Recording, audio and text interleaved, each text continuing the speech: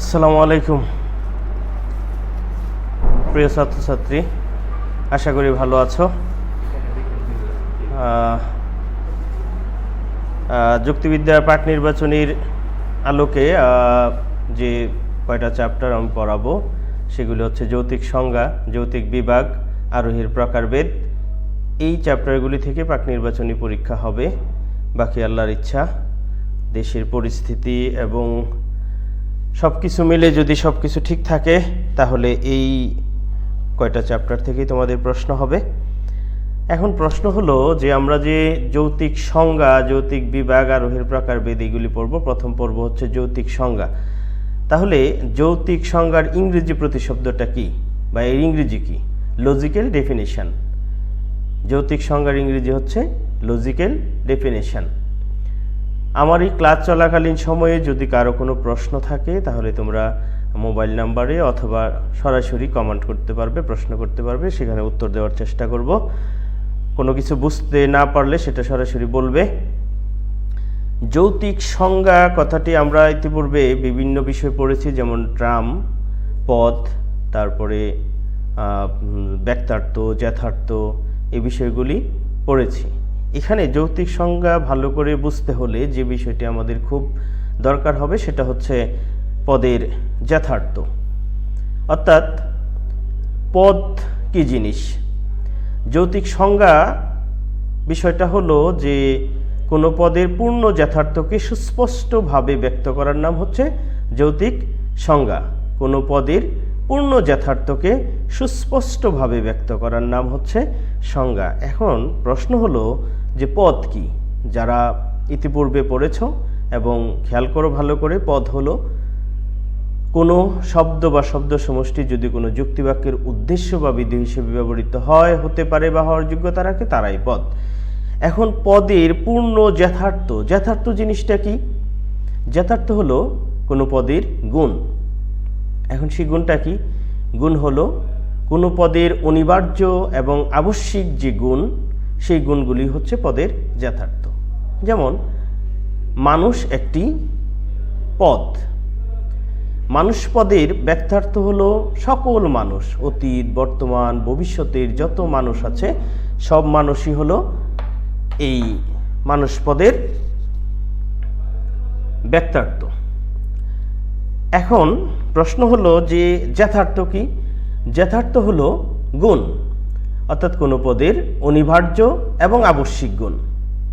মানুষ পদের অনেকগুলি গুণ রয়েছে, যেমন মানুষের বুদ্ধিবৃত্তি আছে, জীববৃত্তি আছে, সততা আছে, শিক্ষা আছে, এগুলি মানুষের গুণ।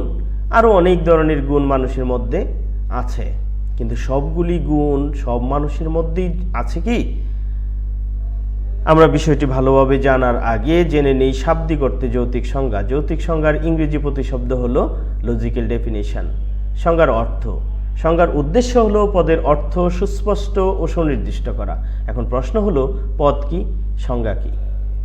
কোনো পদের পূর্ণ যথার্থকে সুস্পষ্টভাবে ব্যক্ত করার নাম হলো যথার্থ। অর্থাৎ উদাহরণস্বরূপ মানুষ একটি পদ। মানুষ পদটির যথার্থ হলো জীববৃত্তি ও বুদ্ধিবৃত্তি। মানুষের মধ্যে আরও কতগুলো সাধারণ গুণ, যেমন হাসি, কান্না, ক্ষুধা, তৃষ্ণা ইত্যাদি বর্তমান আছে, কিন্তু এই গুণগুলো সবার ক্ষেত্রে প্রযোজ্য নয়। কোনো পদের পূর্ণ যথার্থকে সুস্পষ্টভাবে বর্ণনা করাকে সংজ্ঞা বলে। সংজ্ঞাদানের উদ্দেশ্য হলো কোনো পদের অর্থকে পরিষ্কারভাবে ব্যক্ত করা। যুক্তিবিদ লেটা ও ম্যাকবেথ বলেন, একটি সংজ্ঞা হচ্ছে কোনো সংজ্ঞায়িত বস্তুর মধ্যকার সমুদয় গুরুত্বপূর্ণ বৈশিষ্ট্যের একটি বিবৃতি, অথবা আধুনিক ভাষায় এটা হচ্ছে কোনো একটি পদের যথার্থের সুস্পষ্ট বিবৃতি। যুক্তিবিদ ফাউলার বলেন, একটি সংজ্ঞা হচ্ছে একটি পদের যথার্থের বিশ্লেষণ। একে সবসময় একটি যুক্তিবাক্যের আকারে প্রকাশ করা হয়, যার মধ্যে স্বজ্ঞেয় পদটি উদ্দেশ্য এবং বিশ্লেষণ পদটি বিধিও গঠন করে। উদাহরণস্বরূপ মানুষ পদটির যথার্থ হচ্ছে জীববৃত্তি ও বুদ্ধিবৃত্তি। মানুষের মধ্যে আরও কতগুলো সাধারণ গুণ, যেমন হাসি, কান্না, ক্ষুধা, তৃষ্ণা ইত্যাদি বর্তমান আছে, তবে এগুলো মোটেই গুরুত্বপূর্ণ নয়, কারণ এগুলো হয় বুদ্ধিবৃত্তি না হয় জীববুদ্ধির মধ্যে নিহিত। তাই মানুষ পদের সংজ্ঞা দিতে যেয়ে এহেন গুণের উল্লেখ না করে কেবল এর যথার্থকে উল্লেখ করতে হবে। সুতরাং মানুষ পদের সংজ্ঞা হলো মানুষ হচ্ছে একটি বুদ্ধিবৃত্তি সম্পন্ন জীব। গতানুগতিক যুক্তিবিদ্যায় সংজ্ঞাদানের একটি বিশেষ পদ্ধতি লক্ষ্য করা যায়। এই পদ্ধতি অনুসারে সংজ্ঞার অন্য কোনো নিয়মকানুন অনুসরণ না করে একে সহজ উপায়ে পদের সংজ্ঞা দেয়া যায়। উপায়টি হচ্ছে সংজ্ঞায় জাতি ও লক্ষণকে উল্লেখ করতে হবে। অর্থাৎ জাতি হচ্ছে কোনো পদের ব্যক্তার্থ অর্থাৎ পূর্ণ ব্যক্তার্থকে প্রকাশ করা, সেটা হচ্ছে জাতিবাচক, অর্থাৎ ক্ষুদ্রতর পদের তুলনায় বিভাগতর যে পদ সেটাই হচ্ছে জাতি, আর ক্ষুদ্রতর পদটি হচ্ছে উপজাতি। লক্ষণ হচ্ছে যে গুণের কারণে অন্যান্য গুণ থেকে আলাদা করা হয় সেই গুণটি হচ্ছে লক্ষণ। এখন প্রশ্ন হলো সংজ্ঞা কি জিনিস? অর্থাৎ সংজ্ঞা অর্থাৎ কোনো পদের পূর্ণ যথার্থকে সুস্পষ্টভাবে ব্যক্ত করা। আর বর্ণনা, এখন বর্ণনা কি? সংজ্ঞা এবং বর্ণনা এই দুইটা বিষয়ের ভিতর আমরা একটু গোলপাক করি যে সংজ্ঞা হচ্ছে কোনো পদের পূর্ণ যথার্থকে ব্যক্ত করা, আর বর্ণনা হচ্ছে সেই জিনিসটার পুঙ্খানুপুঙ্খ বিশ্লেষণ করা। একটি পদের মধ্যে বিভিন্ন ধরনের গুণ থাকতে পারে। এদের মধ্যে কিছু গুণ হচ্ছে যথার্থ, কিছু গুণ হচ্ছে উপলক্ষণ, আর কিছু গুণ হচ্ছে অবান্তর লক্ষণ। কোনো পদের সম্পূর্ণ যথার্থ সুস্পষ্টভাবে প্রকাশ করাকে সংজ্ঞা বলে, আর কোনো পদের উপলক্ষণ অথবা অবান্তর লক্ষণ অথবা যথার্থের অংশবিশেষের সাথে এগুলোকে মিশিয়ে উল্লেখ করাকে বর্ণনা বলে। যেমন মানুষ পদের সংজ্ঞা হলো মানুষ হয় এক প্রকার বুদ্ধিবৃত্তি সম্পন্ন জীব, আর মানুষের বর্ণনা হলো মানুষ হয় এক প্রকার পক্ষবিহীন দ্বিপদ জীব। সংজ্ঞা একটি পদের প্রকৃত অর্থ প্রকাশ করে, একটি পদের প্রকৃত অর্থ তার যথার্থের উপর নির্ভর করে। সংজ্ঞা একটি পদের সম্পূর্ণ যথার্থ সুস্পষ্টভাবে ব্যক্ত করে। পক্ষান্তরে বর্ণনা একটি পদের প্রকৃত অর্থ প্রকাশিত হয় না। বর্ণনায় আমরা সাধারণত একটি পদের উপলক্ষণ বা অবান্তর লক্ষণ উল্লেখ করি, পদের কোনো গুরুত্বপূর্ণ গুণ উল্লেখ করি না। তাই বর্ণনার মাধ্যমে পদের অর্থ আমাদের কাছে পরিষ্কার হয় না, বরং অস্পষ্ট থেকে যায়। আমরা যখন মানুষের বর্ণনা দিতে যেয়ে বলি মানুষ হয় এক প্রকার পক্ষবিহীন দ্বিপদ জীব, তখন এই বাক্যের মাধ্যমে মানুষের আংশিক যথার্থ এবং কিছু অবান্তর লক্ষণ জাতীয় গুণ প্রকাশ পায়। ফলে মানুষ পদের অর্থ আমাদের কাছে অস্পষ্ট থেকে যায়। সংজ্ঞা ও বর্ণনা এই উদাহরণ দেখে এবং সংজ্ঞা ও বর্ণনার সংজ্ঞা দেখে আমরা যে জিনিসটি বুঝতে পারছি যে এদের মধ্যে বেশ কিছু পার্থক্য রয়েছে। আমরা সংজ্ঞা কথাটি বললেই বিভিন্ন জিনিসের সংজ্ঞা আছে, অর্থাৎ যেমন অর্থনীতির সংজ্ঞা, পৌরনীতির সংজ্ঞা, বাংলা ব্যাকরণের সংজ্ঞা, ইংরেজি সংজ্ঞা, ইংরেজি ব্যাকরণের সংজ্ঞা ইত্যাদি ইত্যাদি ইত্যাদি অনেক সংজ্ঞা। কিন্তু সংজ্ঞা যে কী জিনিস সেটাই হয়তো আমরা পরিষ্কারভাবে জানি না। সংজ্ঞা হচ্ছে যে কোনো বিষয়কে স্পষ্ট করে সামনে তুলে ধরা, অর্থাৎ সেই বিষয়টি সম্পর্কে যদি আমরা পরিষ্কার সুস্পষ্ট ধারণা পাই তার নামই হলো সংজ্ঞা। তাহলে যৌক্তিক সংজ্ঞা এই বিষয়ে এবং বর্ণনা এই দুটি কথা ব্যক্ত করতে গিয়ে আমরা দেখলাম যে এদের মধ্যে বেশ কিছু পার্থক্য আছে। এই পার্থক্যগুলি তোমাদের সামনে তুলে ধরছি। সংজ্ঞার মধ্যে সংজ্ঞায় পদের পূর্ণ যথার্থকে উল্লেখ করা হয়, আর বর্ণনায় কখনো উপলক্ষণ, কখনো অবান্তর লক্ষণ, আবার কখনো যথার্থের অংশবিশেষের সাথে এগুলোকে মিশিয়ে উল্লেখ করা হয়। সংজ্ঞার নিয়ম কানুনের উপর নির্ভরশীল। সুতরাং একটি পদের একটি মাত্র সংজ্ঞা হতে পারে, কিন্তু বর্ণনার কোনো ধরাবাঁধা নিয়ম কানুন নেই। এটা বর্ণনাকারীর মনোভাব ও প্রকাশের ক্ষমতার উপর নির্ভর করে। কাজেই একই পদের বর্ণনা বিভিন্ন লোকের কাছে বিভিন্ন প্রকারের হতে পারে। যেমন তোমরা যদি হলে গিয়ে একটি চলচ্চিত্র দেখো অথবা একটি নাটক অথবা একটি উপন্যাস পড়ো, তাহলে সেটা এক একজনের কাছে এক এক রকমের বর্ণনা হতে পারে। কেউ নায়কের চরিত্রটাকে ফুটিয়ে তুলছে, কেউ নায়িকাকে ফুটিয়ে তুলছে, কেউ ভিলেনকে ফুটিয়ে তুলছে। অর্থাৎ যে বিষয়টি দেখেছে তার উপর নির্ভর করে সে বিষয়টিকে কিভাবে বর্ণনা করবে। কিন্তু সংজ্ঞা সেটা হয় একই, হয় সেটা কি হবে যে রোমান্টিক ছবি, না হলে ঐতিহাসিক, না হলে এরকম একটি ধারাবাহিকতা থাকবে। সংজ্ঞার মূল্য সবসময়ই সমান। সংজ্ঞার মূল্য সবসময়ই সমান, কিন্তু বর্ণনার মূল্য সবসময় সমান নয়। বিবৃত গুণগুলো যত বেশি গুরুত্বপূর্ণ, বর্ণনা তত বেশি মূল্যবান হয়। আমরা জাতির সংজ্ঞা দিই আর বস্তুর বর্ণনা দিই। কেবলমাত্র জাতিবাচক পদেরই সংজ্ঞা দান সম্ভব, বিশিষ্ট ব্যক্তি বা বস্তুর কোনো সংজ্ঞা হয় না। বিশিষ্ট ব্যক্তি বা বস্তুর মধ্যে যে বিশেষ বিশেষ গুণ বর্তমান থাকে, যেগুলো কেবল বর্ণনার মাধ্যমে প্রকাশ করা যায়। সংজ্ঞা হলো কেবল যথার্থের প্রকাশ। যে সমস্ত পদের কোনো যথার্থ নেই তাদের সংজ্ঞা দেওয়া সম্ভব নয়। ওই সকল ক্ষেত্রে আমরা সংজ্ঞার পরিবর্তে বর্ণনার আশ্রয় গ্রহণ করি। সংজ্ঞা একটি বৈজ্ঞানিক প্রক্রিয়া আর বর্ণনা একটি লৌকিক প্রক্রিয়া। পদের যথার্থ বৈজ্ঞানিক গবেষণার মাধ্যমে স্থির করা হয়। প্রকৃতপক্ষে খুব কম সংখ্যক পদের যথার্থ সাধারণ লোকের জানা থাকে, তাই তাদের পক্ষে খুব কম ক্ষেত্রে পদের সংজ্ঞা দান সম্ভব। এ কারণেই সংজ্ঞা অপেক্ষা বর্ণনা তাদের কাছে বেশি প্রচলিত। সংজ্ঞা ও বর্ণনার মধ্যে পার্থক্য নিয়ে আলোচনা করা হলো। এবার আমরা আলোচনা করব এই যে সংজ্ঞা বিষয়টি, এই সংজ্ঞাকে কিভাবে আমরা সংজ্ঞায়ন করব। আমরা জানি যে পদ, যদি কারো পদ সম্পর্কে কোনো ত্রুটি থাকে তাহলে অবশ্যই সেই ত্রুটিটা ক্লিয়ার করে নেবে। পদের সংজ্ঞা, পদের ব্যক্তার্থ এবং যথার্থ এই বিষয়টা খুব ভালোভাবে ক্লিয়ার করে নেবে। তাহলেই তোমরা এই যৌক্তিক সংজ্ঞা এবং যৌক্তিক বিভাগ খুব ভালোভাবে বুঝতে পারবে। যদি পদ ক্লিয়ার না থাকে তাহলে সংজ্ঞা বিভাগ কোনোটাই ভালোভাবে বোঝা যাবে না। প্রত্যেকটি ক্ষেত্রেই কিন্তু আসছে যে পদের পদের পদের। তাহলে পদ কি? আমি আবার বলছি, পদ হলো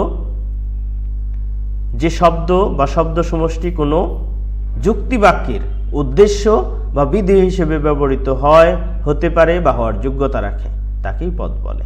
যেমন মানুষ, বই, খাতা, কলম, পেন্সিল ইত্যাদি, লাল, গোলাপ, এসবগুলো হচ্ছে পদ। এরা হচ্ছে ব্যাপক অর্থে পদ। আর সংকীর্ণ অর্থে পদ হলো পদ দুই অর্থে ব্যবহৃত হয়, একটি হচ্ছে ব্যাপক অর্থে আর একটি হচ্ছে সংকীর্ণ অর্থে। যে পদগুলো আলাদা আলাদাভাবে শব্দ বিন্যাস রয়েছে সেগুলি হচ্ছে ব্যাপক অর্থে পদ। আর সংকীর্ণ অর্থে পদ হচ্ছে যে পদ শব্দ কোনো যুক্তিবাক্যের উদ্দেশ্য বা বিধি হিসেবে ব্যবহৃত হয়ে গেছে বা হয়েছে, সেটাই হচ্ছে সংকীর্ণ অর্থে পদ। যৌক্তিক সংজ্ঞা কিভাবে বাস্তবায়ন করব? বাস্তবায়ন করার জন্যে যুক্তিবিদ বেশ কয়েকটি নিয়ম প্রচলন করেছেন। এই নিয়মগুলি যদি আমরা চূড়ান্তভাবে ফলো করি তাহলেই কোনো পদের যৌক্তিক সংজ্ঞা সঠিকভাবে পালন করা সম্ভব।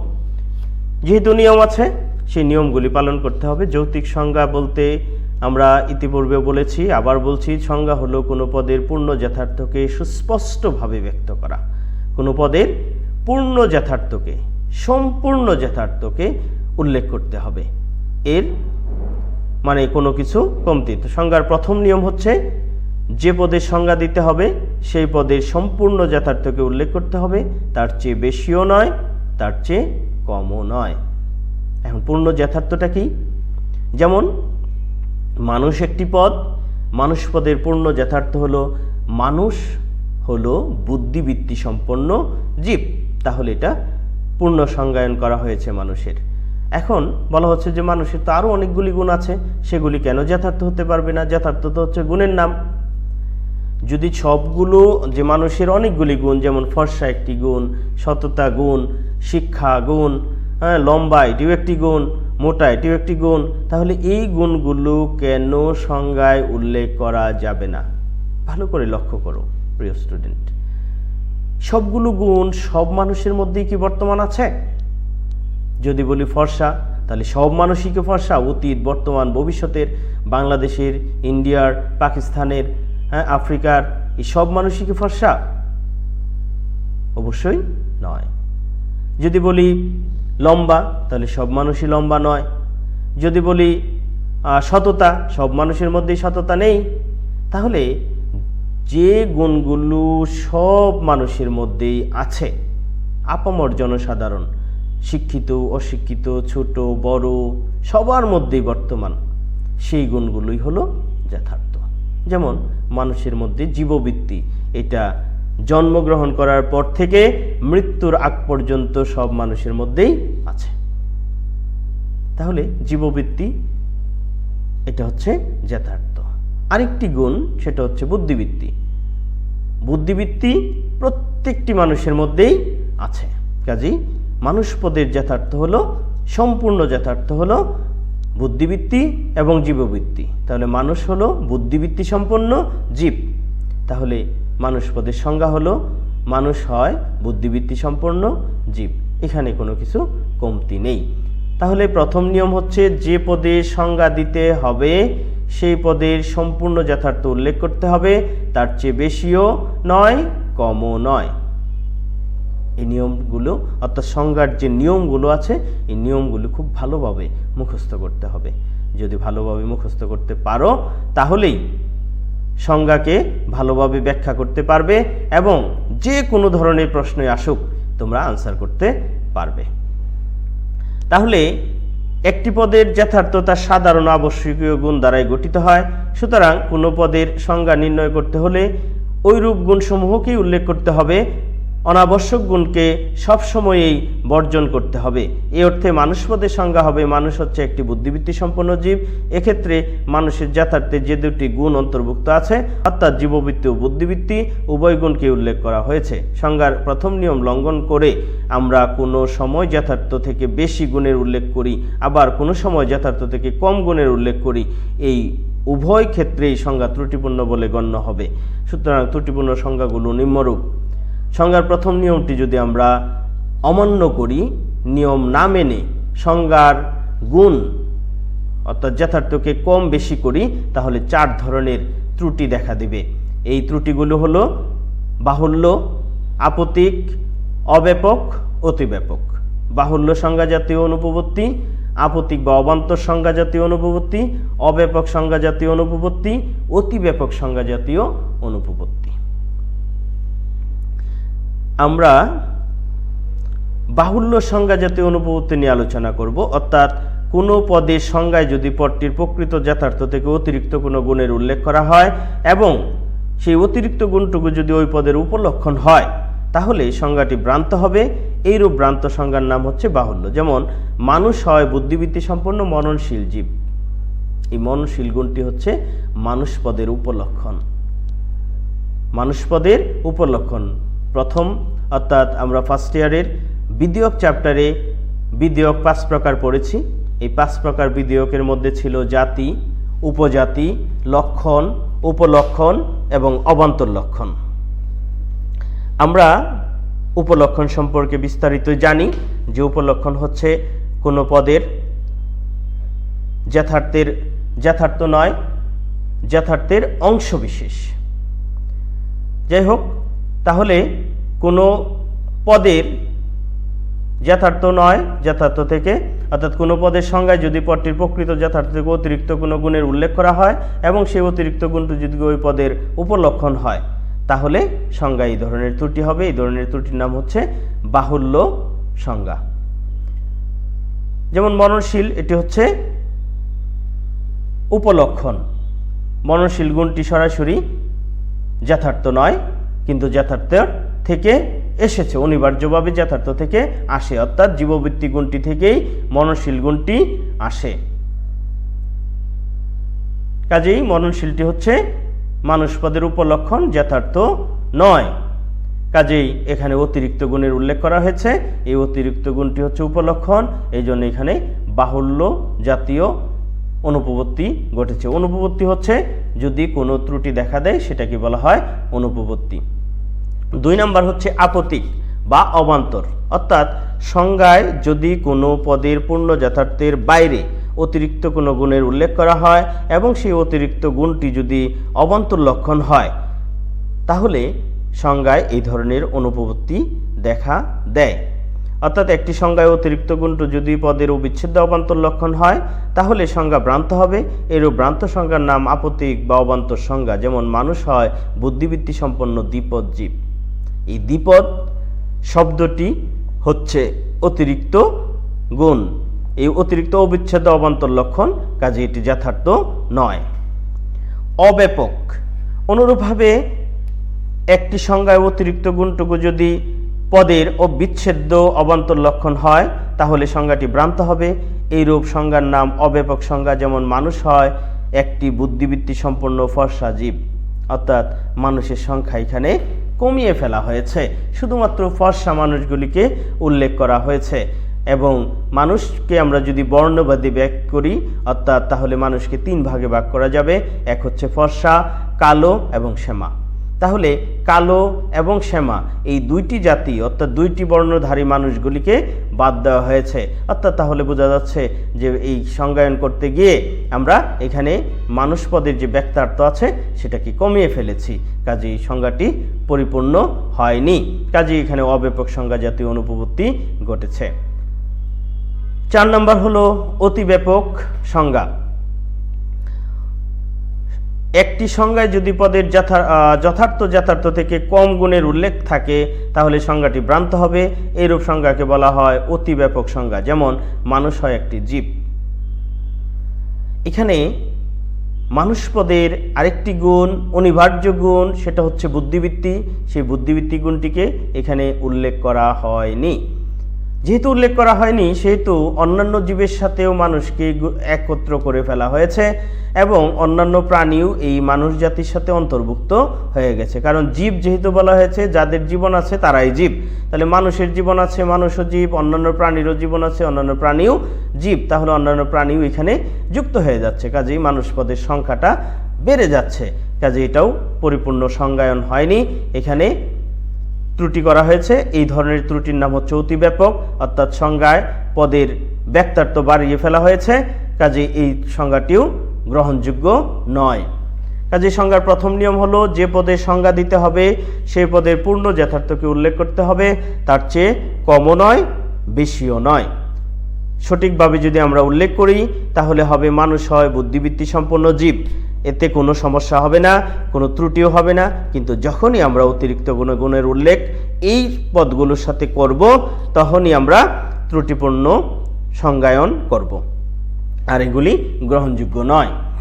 দ্বিতীয় নিয়ম হলো যে পদের সংজ্ঞা দিতে হবে সেই পদটি থেকে সংজ্ঞাটি স্পষ্টতর হতে হবে।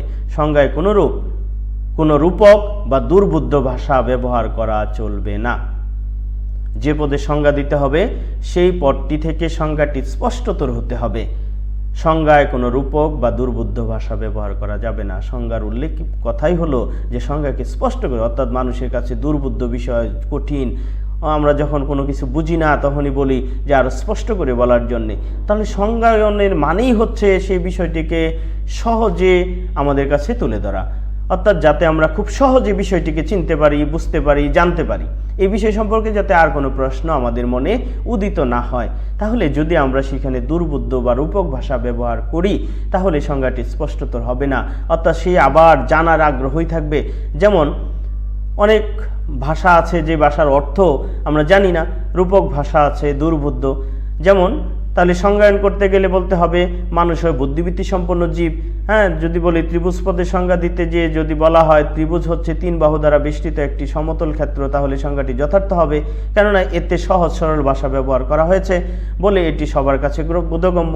সংজ্ঞাদানের এই নিয়মটি লঙ্ঘন করে সংজ্ঞায় রূপক বা দুর্বোধ্য ভাষা ব্যবহার করলে সংজ্ঞায় নিম্নের ত্রুটি হবে। রূপক সংজ্ঞা: কোনো পদের সংজ্ঞায় সহজ সরল ভাষার পরিবর্তে রূপক ভাষা ব্যবহার করলে সংজ্ঞা ভ্রান্ত হবে। এরূপ ভ্রান্ত সংজ্ঞার নাম রূপক সংজ্ঞা। যেমন মানুষ হয় সৃষ্টির মুকুট।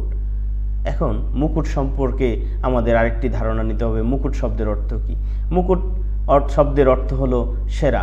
এখানে সেরা শব্দটি ব্যবহার না করে বলা হয়েছে মুকুট, কাজেই এটি বোঝার জন্যে, আবার মুকুট শব্দটি বোঝার জন্যে আরেকটি অর্থ আমাদের জানা দরকার। কিন্তু আমরা যদি সহজেই বলতাম মানুষ হয় সৃষ্টির সেরা, তাহলে এটা বোঝার জন্য আর কোনো সমস্যা হতো না। এটি একটি রূপক সংজ্ঞা, কেননা এখানে মানুষ পদের সংজ্ঞা দিতে গিয়ে সৃষ্টির মুকুট রূপকের আশ্রয় নেওয়া হয়েছে, কাজেই এই সংজ্ঞাটি যথার্থ হয়নি। 2 হচ্ছে দুর্বোধ্য সংজ্ঞা। কোনো পদের সংজ্ঞায় সহজ সরল ভাষার পরিবর্তে দুর্বোধ্য ভাষা ব্যবহার করলেও সংজ্ঞা ভ্রান্ত হবে। এইরূপ সংজ্ঞাকে বলা হয় দুর্বোধ্য সংজ্ঞা। যেমন বটবৃক্ষ হচ্ছে জটাজুট, লাঞ্ছিত, সবিতাতপ, নিরোধক, মহাস্তবীর পাদপ। এটি একটি দুর্বোধ্য সংজ্ঞা, অর্থাৎ এখানে যে শব্দগুলি ব্যবহার করা হয়েছে সেগুলি বোঝার জন্য ডিকশনারি খুঁজতে হবে এবং প্রত্যেকটি শব্দের অর্থ আলাদা আলাদা করে তারপর বুঝতে হবে কি বলা হয়েছিল, কিন্তু সংজ্ঞায় এরকমটি বলা হয়নি। সংজ্ঞায় বলা হয়েছে কোনো পদকে স্পষ্ট করে ব্যক্ত করে দেওয়া, সহজ করে উপস্থাপন করা যাতে দ্বিতীয়। কিন্তু এখানে আমি এটার অর্থ বলে দিচ্ছি যে বটবৃক্ষ হচ্ছে জটাজোট, অর্থাৎ একটি বট গাছ, অনেক পাতা ডালপালা ছড়িয়ে থাকে, লাঞ্ছিত সবিতাতপ নিরোধক মহাস্তবীর পাদপ। বট গাছ একটি জায়গায় থাকে এবং সেখানে অনেক পাতা ডাল ছড়ায় থাকে, এর সূর্যের আলো বট গাছ ভেদ করে নিচে প্রবেশ করতে পারে না। সবিতাতপ মানে শীতল বাতাস সবসময় বট গাছের নিচে প্রবাহিত হয়, মানুষ সেখানে আশ্রয় গ্রহণ করে। কিন্তু যখন সে অত্যন্ত গরম থাকে তখন কাজ করতে করতে হঠাৎ করে এই বট গাছের নিচে গিয়ে বসে, তখন হঠাৎ করে ডালপালা নিচের দিকে থাকে, তখন সেই ডাল ভেঙে বট গাছে করে, এই জন্য বলা হয়েছে লাঞ্ছিত।